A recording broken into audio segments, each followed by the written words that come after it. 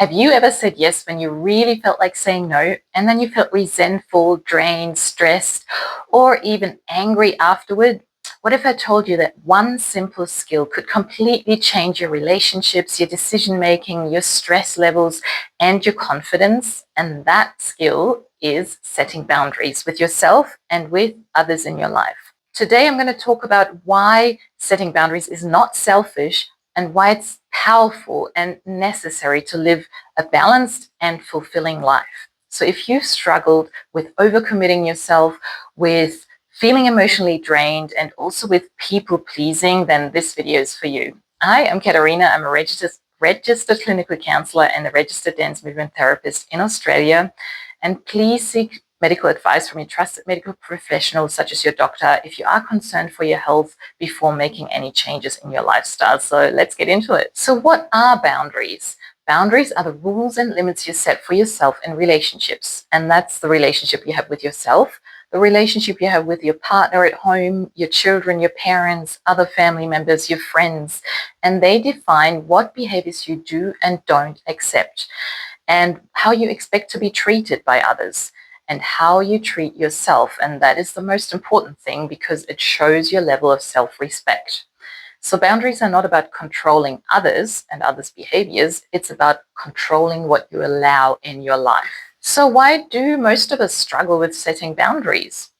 Well, most of us were raised to believe that saying no is rude and that prioritizing ourselves is selfish, and that keeping the peace is more important than being honest. So we stay quiet, we overextend ourselves, and we tolerate things that end up hurting us. And then we wonder why we start feeling burnt out or even resentful towards ourselves and towards others. And the truth is, when we don't set boundaries, we start teaching others around us how to treat us.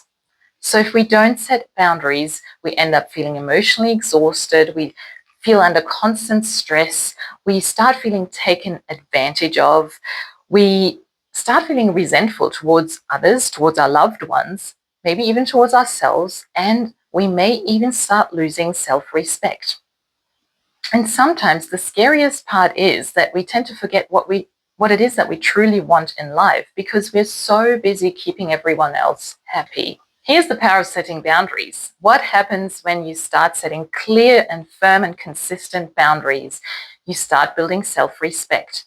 You increase your confidence levels and you decrease your stress levels. You attract healthier relationships into your life, and that could be any kinds of relationships with your work colleagues, with your friends, family members, your partner at home, your children.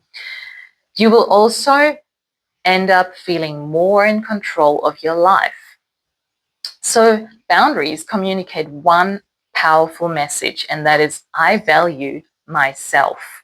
And some people may find that difficult to accept at first, especially if they're used to having loose boundaries.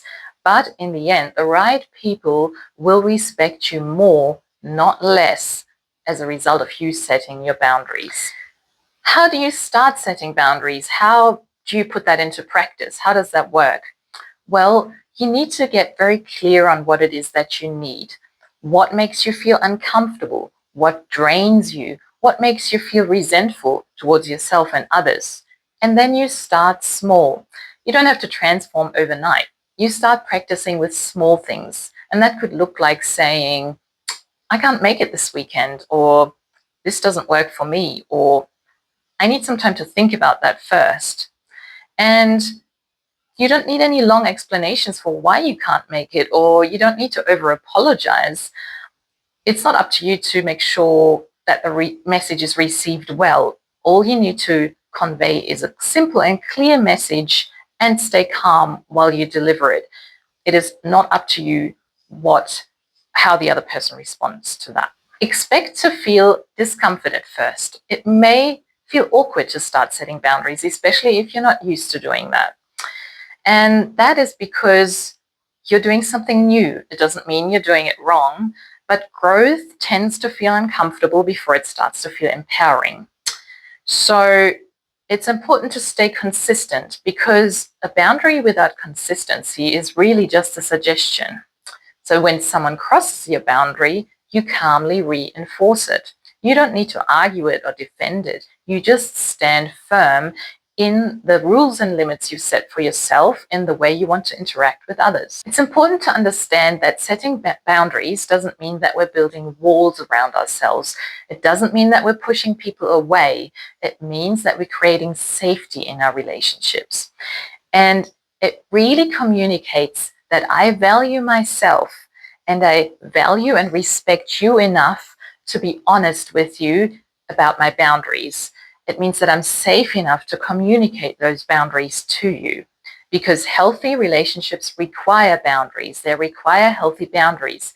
Because if I don't know what your boundaries are, I don't know how you expect to be treated. I don't know what you value and what you expect of me.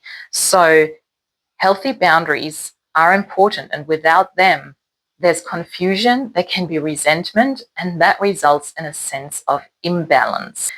Remember that setting boundaries is not about being mean. It's about being clear, because you're allowed to protect your time and your energy, and you're allowed to say no without guilt, because the right people will respect you for that. They don't want you to say yes to something that you're going to end up resenting them for and that you're going to end up resenting yourself for. And the moment you start setting boundaries consistently, firmly, and clearly, your life starts to change. And I'm curious to know, what boundary are you going to end up setting for yourself this week? Let me know what you took away from this video. What was your favorite part of it? And thank you so much for joining me. I'll see you in the next video.